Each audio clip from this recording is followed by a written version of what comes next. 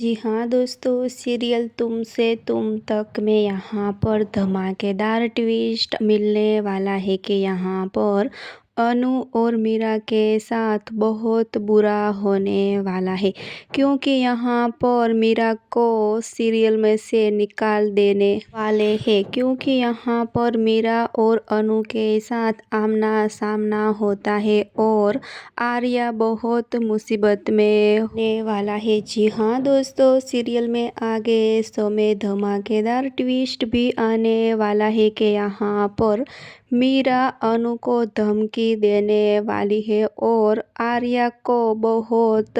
मुसीबत आने वाली है, लेकिन यहाँ पर अनु को कुछ पता नहीं। जी हाँ दोस्तों, आप हमें कमेंट करके ज़रूर बताना कि मीरा और आर्या की जोड़ी अच्छी लगे है कि अनु और आर्या की। जी हाँ दोस्तों, फिलहाल